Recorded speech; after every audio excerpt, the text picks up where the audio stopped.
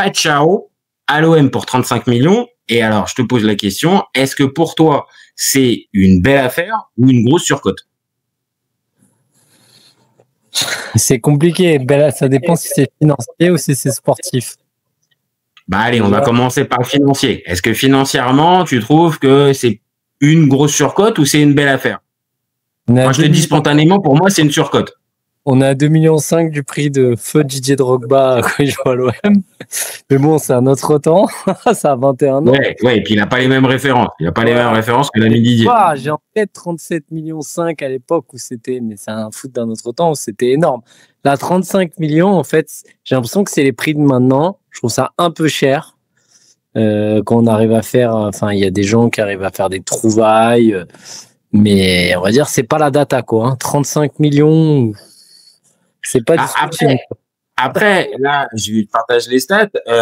Transfermarkt le valorise à 35 millions. Donc, il faut faire attention avec, avec Transfermarkt. Quand on achète un joueur, ils se mettent à la valeur pas loin. Alors, elle avait été faite juste avant, au tout début du mercato, la mise à jour de Transfermarkt. Donc, en tout cas, elle nous dit que le prix était de 35 millions. Il était sous contrat jusqu'en 2029. Donc là, pour juste boucler le financier, bah oui, globalement, c'est bien vendu de la part de Feyenoord. Par contre, là où moi je t'interpelle un peu plus, c'est les stats. Donc les stats pures, c'est 47 matchs la saison dernière, 18 buts, 19 passes décisives. Et avec Feyenoord, c'est 139 matchs, 39 buts et 29 passes décisives.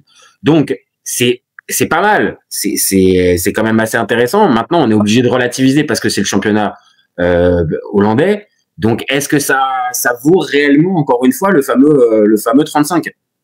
Bah, 35, déjà, je suis sûr que ça les vaut pas. Ça, 35, c'était trop cher. Premier point, mais bon, allez, peut-être ça vaut 25 ou 27. Donc, on n'est pas à la compta, nous, on s'en fout. Maintenant, le problème, c'est pourquoi il y a que Leeds qui est dessus. Il y a l'OM et Leeds. Ça me pose une question, quoi. Là, c'est plus sur la valeur du joueur. Là, t'es plus interpellé sur la valeur sportive du joueur. Voilà, c'est ça, des cas comme Greenwood, qui ont des problématiques externes, hors terrain, des mecs que tu vas chercher un peu, des paris, des mecs à relancer, des mecs avec des gros salaires.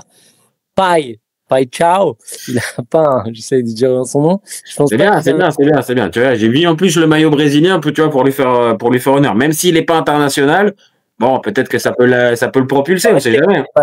Tu vas peut-être y arriver, mais genre, en gros, c'est pas,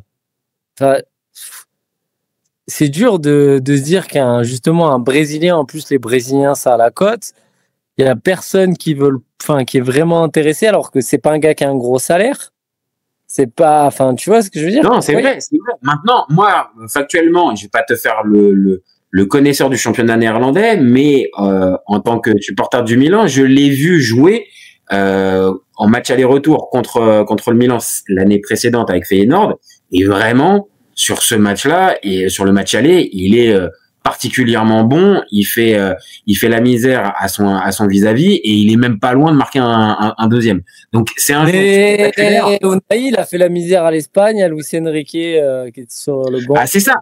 Maintenant, c'est pour ça que je te dis, moi sur ce que j'ai pu voir, là je parle pas de highlight ou de petites compilations où on voit que les attraits positifs du joueur. Là je te parle sur ce que j'ai vu sur un match sur 90 minutes. Oui, bah sur un barrage pour arriver en huitième de finale de Champions League, il était largement au niveau. Donc c'est aussi ça. Oui, il faut faire la balle. Je pense qu'on gagne, on a vendu avec les bonus peut-être 30 Luis Enrique. Enfin, vu qu'il est mauvais là, je sais pas s'il va les activer les bonus parce qu'il faut qu'il fasse ses matchs. Et je vais te dire, je pense qu'il est meilleur que Luis Enrique offensivement. Voilà, ça c'est. Ah bah il arrive avec un autre statut en tout cas.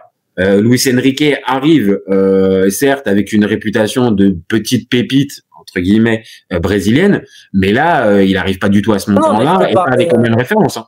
Je te parle pas que quand il arrive, je te parle de là, à l'instant T. On l'a vendu. Tu le penses meilleur, tu le penses la meilleure que Luis Enrique qui est parti. Exactement.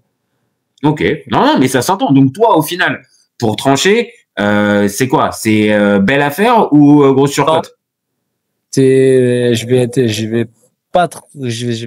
peut-être le seul où je vais pas être tranché. Je vais dire statu quo, quoi. C'est pas, C'est un peu cher, mais c'est pas une surcote, quoi. Mais c'est pas une affaire, hein. On peut pas dire. Pour moi, il a acheté à son prix, et je pense que comme nous fait souvent Pablo, comme nous fait souvent Pablo, si ça marche pas, ce sera revendu 25, 27. Voilà, au final, ça finira toujours par retomber sur ses pattes. Donc au final, c'est plutôt acheter une voiture à l'Argus. Voilà. Donc en termes d'affaires, oui, c'est une affaire normale. C'est pas une belle affaire. C'est une affaire au prix du marché. Voilà. Si je comprends. Ok.